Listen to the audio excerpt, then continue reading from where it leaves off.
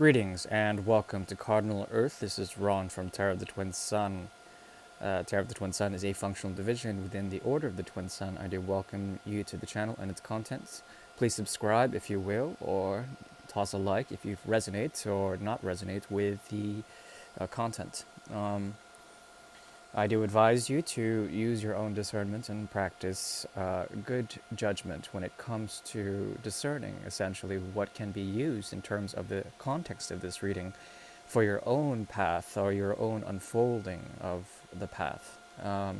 So please exercise good judgment and to use the advice here in the most subtle of fashions, okay? The 10th house is open. We'll go ahead and begin. Today I'll be doing a singularity reading, which is essentially a look into the karmas of and the wheels that sustain the energy of the 10th house and Capricorn for the mid-month of May 2021. Thank you for tuning in.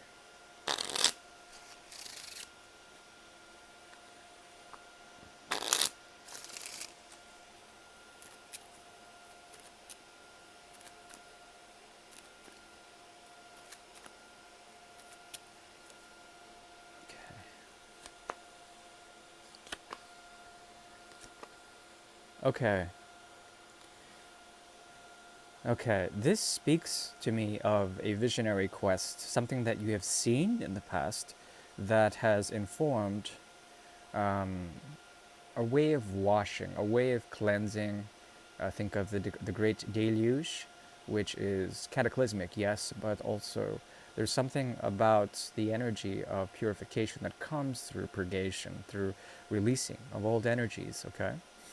This has to do with a memory that is suppressed and that envelops a loss of a way of doing things when it comes to especially romantic proclivities or the ability to essentially come up with a way of doing things relating to the inner desire, okay, the inner need to express devotion in some sort of way, okay? This is creational in nature, and there's something about what you have created in the past, okay, that speaks of severance from all things past, from ancestral duties and obligations, okay, and this relating to the idea of an end of a cycle that you are currently going through, okay? There could be feelings of numbness or detachment when it comes to this, or, on the other hand, a great sensitivity and perhaps a psychological angst that revolves around this cycle, okay? So the idea is to transcend fear, okay? But there's a process of fear production here that is heavily tied to the energy of Capricorn for the time being, okay? Not to fear monger or anything. What I'm seeing here is some form of memory or some sort of heritage that passes from generation, okay, to generation. And essentially, there's something about the addressing of emotional blocks that need to be released in order to find peace of mind, okay, at least some form of dulling of the mind, okay, and this will help. I'm switching over to the 1890s deck, the Grand Italia School, French school deck from BP Beaumont, Paris, France. This is a 130-year-old deck, and we'll go ahead and begin with the Singularity reading.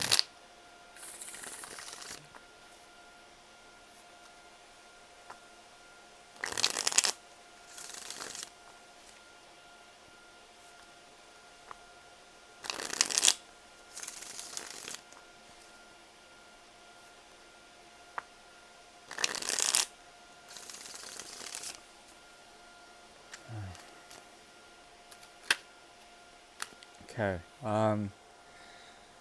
This speaks to me of a new beginning in terms of realities, okay? One that has to bring forth a sense of a grounding in some sort of way. There is something about the footing and the grounding that is necessary. And perhaps there also is something about you that is becoming more wise in the way these suppressed memories or these suppressed emotions are requiring a lot more work than they have to, okay? There's someone or somebody, something that will meet you halfway. Either this is your own drive and ambitions embodied in another self that is detached from you. At least you can observe it from a detached perspective. This self has been programmed by subconscious or perhaps environmental or societal programming. Okay, and there's a sense here of the triple eight that emerges, or rather the double eight with the six of cups in reverse. Okay, with this, there is the key signature of power, okay, that revolves around detachment from emotions or memories that are deeply suppressed, okay. Yet there is a devotional aspect to these, and they help you to ground, at least in terms of your resources, things that will come about. Okay, so what I'm trying to say here is that with the energy of Capricorn, the second house or the house of Taurus is becoming elicited. Okay, especially with the season of Taurus concurrently. We'll be moving into Gemini eventually, but Taurus is right now, at least it has been.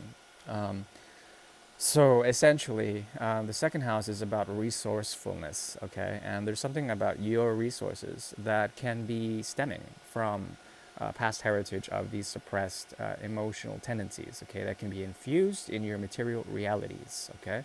So there is a possibility of you having inherited something of a new beginning from a past that leads you to a type of isolation that helps you to stratify a way of thinking, or at least a way of idealizing your own independence, okay? Your own independence when it comes to resourcefulness, okay? A lot of stamina is required, but I think more the leap of faith into understanding and transforming things and coming into knowledge of things that have passed, that are influential and that have an emotional signature that ties to your direct sort of forthcoming, bringing in all of this sort of reality-based, concrete, materialistic ways of bringing in projects and work ethic. Okay, but the irony here is that when you approach this, one of two things will happen. Either you will rise to power, or the power will be forced upon you, and and cause the rise itself. Okay, both are very good things, but what I see elsewhat is some very this is a path of essentially bringing forth an externalized world or externalized project into fruition, okay? Yet there's a holdback, some sort of secret second hand that is actually more powerful than you would expect, okay? This has to do with conservative ways of giving your time and energy to back to yourself, okay? While you are still idealizing new realities, okay? The king that is here is crowned by Mercury mostly, okay? Mercury is all about the hands, and there's something about the passivity or the activity of hands through the energy of Hasta, through the energy of Virgo especially, that would bring forth out of the abstract something very concrete, okay? And this has to do with the fortification of fixed tendencies, okay? Fixed tendencies within the earth element, okay? If you think of fixed earth, it has to do with excuse me, with the ability to mold something and to make it stand within the test of time. There's a possibility of some very intense, okay, intense is the key word, ways of seeing things and bringing forth independence, okay, independence in your own finances, in your own career, in your own path of materiality, independence in your own living space, okay, also very important. And this becomes the aegis or the shield of a great many other projects that may come to pass, okay. Um, Practice discernment, practice a way to understand how to cut out and bring out certain things that are deeply tied to your own psychosomatic self, okay? Something that is tied directly to blocks that are materialized in an emotional way within the body. Work hard on these, and you will be gifted essentially a path of Taurus, okay? Which is essentially bringing forth richness into your life and vitality, okay? And stamina. So that is what I see. Also, something that you began in terms of the seasonal shifts in the solar new year in Aries is now coming into fruition. There's something that you may have left behind in terms of a hidden resource that will come in handy for you to find some form of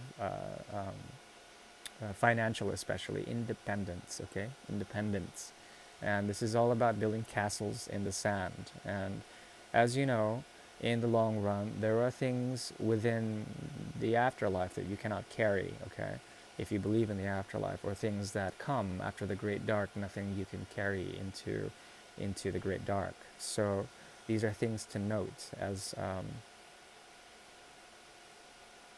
we approach um, the future. Okay, so enough of that space talk. If I've got any of the signs wrong, do forgive me, but this is content that is geared towards towards the sort of planetary influences of, especially here, the sun. I'm seeing the sun and Mars as well. Let's see.